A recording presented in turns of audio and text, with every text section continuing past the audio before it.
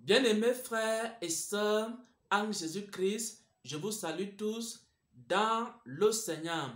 Pendant les temps de jeûne et de prière, Dieu communique des paroles à son peuple. Pendant les temps de jeûne et de prière, Dieu communique des instructions à son peuple. Attendez-vous à recevoir des paroles du Seigneur. Attendez-vous à recevoir des révélations du Seigneur pendant ces 3 jours de jeûne et de prière. Et le Seigneur m'a donné en ce 1er décembre 2 paroles. Avant de partager ces paroles, j'aimerais d'abord chanter un cantique qui me tient à cœur. Quand la Bible ici-bas illumine nos pas, de sa gloire Dieu vient nous remplir. Quand je veux ce qu'il veut, à son enveloppe, simplement il faut croire, obéir. Croire, obéir, pour que Dieu puisse ouvrir les écluses célestes. Il faut croire, obéir. Le cantique dit que si nous croyons et nous obéissons au Seigneur, Dieu va ouvrir les écluses des cieux. Et lorsque Dieu ouvre les écluses des cieux, il répand la guérison. Lorsque Dieu ouvre les écluses des cieux, il répand la bénédiction. Lorsque Dieu ouvre les écluses des cieux, il répand son esprit. Il déverse sa puissance sur les hommes et les femmes. Bien-aimés frères et sœurs en Christ, le Saint-Esprit m'a dit qu'il va ouvrir les écluses des cieux dans un pays appelé la Côte d'Ivoire. Ça, c'est la première parole que le Seigneur m'a donnée en cette matinée du 1er décembre 2021. Il m'a dit qu'il va déverser sa gloire. Il va ouvrir les écluses des cieux dans un pays appelé la Côte d'Ivoire. J'entendais la voix du Seigneur qui disait ceci: un grand réveil arrive en Côte d'Ivoire. Un grand réveil arrive en Côte d'Ivoire. Un grand réveil arrive en Côte d'Ivoire. Et le Saint-Esprit disait cela à plusieurs reprises. Lorsque le Seigneur dit quelque chose à plusieurs reprises, ça veut dire que la chose est arrêtée et la chose va s'accomplir. Un grand réveil arrive en Côte d'Ivoire.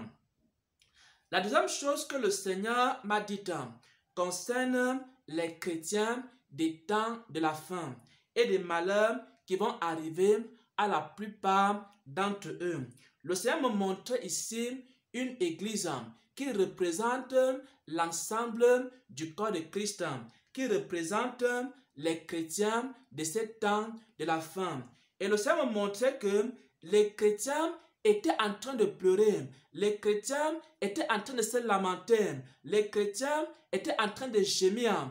Et je me posais la question, pourquoi est-ce que le corps de Christ pleure? Pourquoi est-ce que les chrétiens pleurent? Pourquoi est-ce que l'église du Seigneur Jésus-Christ est en train de pleurer? Alors, il y a une voix qui me répondait que les chrétiens sont en train de pleurer parce qu'ils ont fait des choses sans consulter Dieu et les malheurs leur sont arrivés. Voilà la deuxième parole du Seigneur.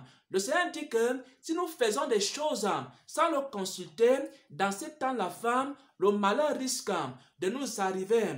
Il faut qu'avant de faire n'importe quoi, il faut qu'avant d'entreprendre, il faut qu'avant de voyager, il faut que avant de se marier, il faut que avant de prendre une grande décision, que nous consultons Dieu. Sinon, on va pleurer. Bien-aimé, le Seigneur me montrait ici dans le corps de Christ beaucoup de chrétiens qui étaient en train de pleurer, beaucoup de chrétiens qui avaient des malheurs, beaucoup de chrétiens qui étaient dans la souffrance.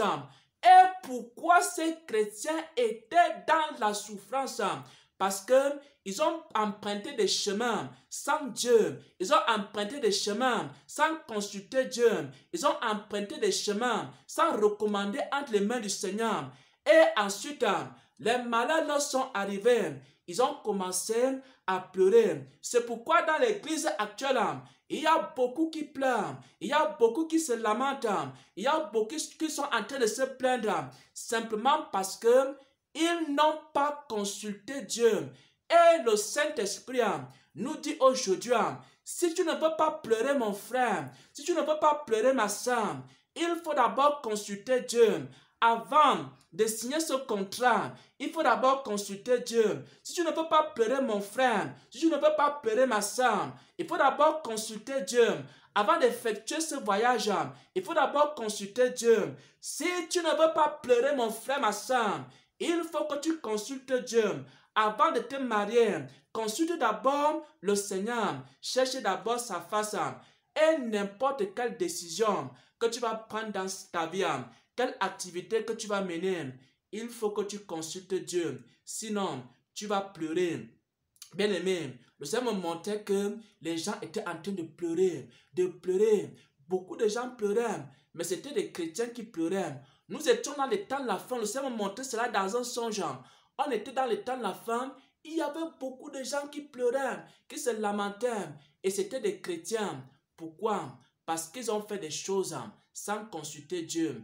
Et ils ont trouvé des malheurs sur leur chemin. Parce que Dieu n'était pas avec eux. Chaque chose que tu fais sans consulter Dieu, Dieu n'est pas avec toi. Tu risques de trouver le malheur en chemin. Et Satan va te détruire. Et Satan va te conduire également dans la désolation. Mais si tu veux être en paix, mais si tu veux être en joie, il faut qu'en toutes choses, tu consultes Dieu avant d'entreprendre, avant de faire n'importe quoi. Voilà ce que le Seigneur donne comme message aux chrétiens des temps de la fin. La première chose qu'il m'a dit, c'est qu'il y a un grand réveil qui arrive en Côte d'Ivoire. Ça, c'est la première parole que j'ai suivie. J'ai entendu ça au moins 2 fois. Un grand réveil arrive en Côte d'Ivoire. Un grand réveil arrive en Côte d'Ivoire. Et ensuite, le Seigneur m'a montré comment les chrétiens, le corps de Christ, étaient en train de pleurer dans les temps de la fin. Et on me disait que les gens qui sont en train de pleurer sont des gens qui font des choses sans prier. Ce sont des gens qui font des choses sans consulter Dieu. Et maintenant, le malheur leur est arrivé. Et le Seigneur nous exhorte à beaucoup prier avant de faire n'importe quoi. Avant de parler, mon frère, il faut d'abord prier. Avant de voyager, il faut d'abord prier. Avant de signer un contrat, il faut d'abord prier. Avant de faire quoi que ce soit, passe d'abord un temps dans la prière jusqu'à ce que le Seigneur te confirme que tu dois faire cela. Sinon, tu risques de pleurer dans ces temps de la fin. Au nom de Jésus-Christ, j'ai partagé ces 2 paroles. Amen, amen, amen.